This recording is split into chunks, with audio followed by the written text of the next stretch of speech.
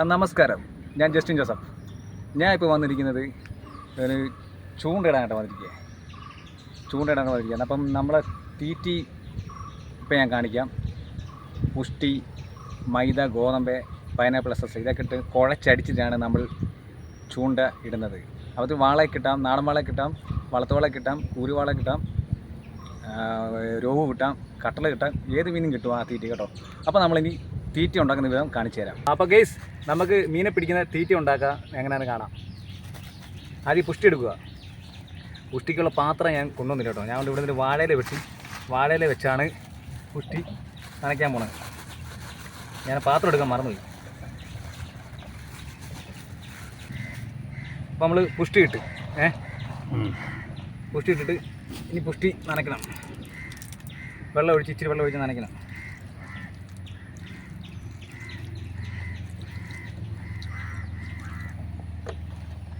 ഇതൊരു 10 മിനിറ്റ് ഇങ്ങനെ വെക്കണം. പുഷ്ടി വെള്ളം ഒഴിച്ച് എന്നാലേ കുതിരത്തുള്ളൂ. അപ്പോൾ ഗൈസ്, അപ്പോൾ പുഷ്ടി ഏകദേശം സെറ്റായിട്ടുണ്ട്. ഇനി നമുക്ക് ഇതിൻ്റെ ബാക്കിയുള്ള സാധനങ്ങളൊക്കെ ഒന്ന് ചേർക്കാം.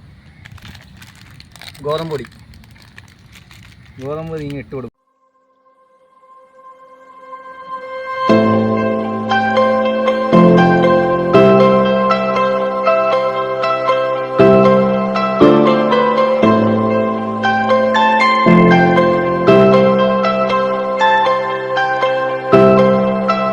ഇനി നമ്മൾ ചെയ്യേണ്ടത് മൈദ എടുക്കുക.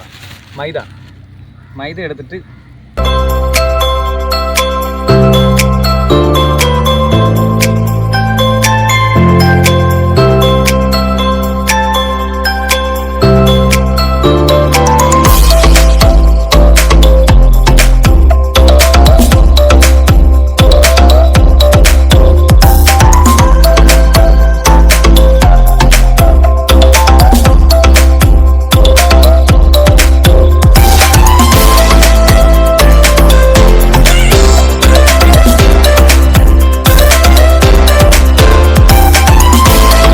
ഇതാണ് പൈനാപ്പിൾ എസൻസ്.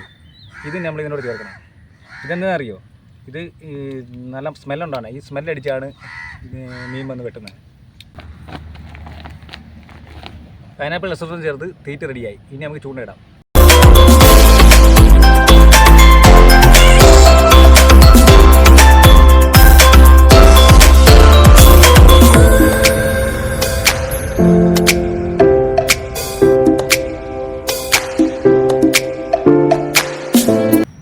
ഇതാണ് തീറ്റി, കണ്ടല്ലോ.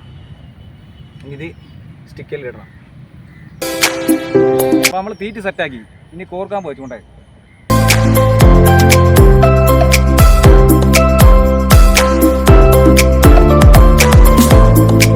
നമ്മളിനി എറിയാൻ പോകണേ. ഓക്കെ.